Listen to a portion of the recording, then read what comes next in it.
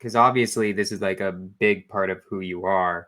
How Yeah. does it relate to entrepreneurship? You were talking about like figuring out your personalities through it, which I find fascinating. How does it relate to entrepreneurship? Let me break it down to four things. So let's talk about a hobby. Let's talk about a job. Let's talk about a career. And let's talk about our vocation. A hobby is something that you do for pure enjoyment. For me, Right. that's sports. I love it. I enjoy it. I would do it every day. I don't need it. It just brings joy in my life. A job is strictly transactional. So let's say for my son, who's going to be 19, working at the golf course or at Tilly's, he knows he's getting a check and he's going to be able to spend that on the weekend. So that's a job. Now, a career is something where we can align some things that are purposeful to us. Hmm. My career is real estate. Real estate is not my passion, but it is my vehicle to be able to create wealth, to be able to do my passion projects, which is dancing and my retail shop brand that I have.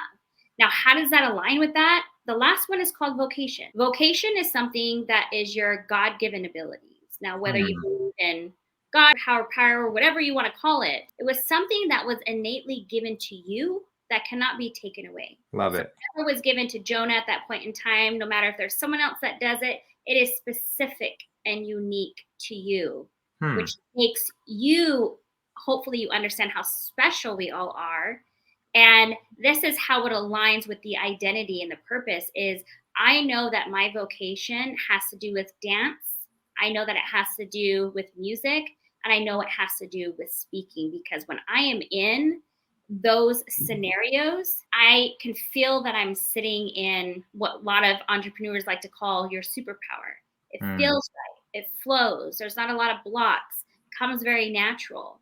And the bottom line is if you have an entrepreneurial path, be very intentional about which one it is. All of them are okay. But if you can align your purpose with something, and your purpose is going to be found in your identity of who you are, how you were raised, what makes you tick, all of the nitty gritty of what it's like what you are like behind the scenes.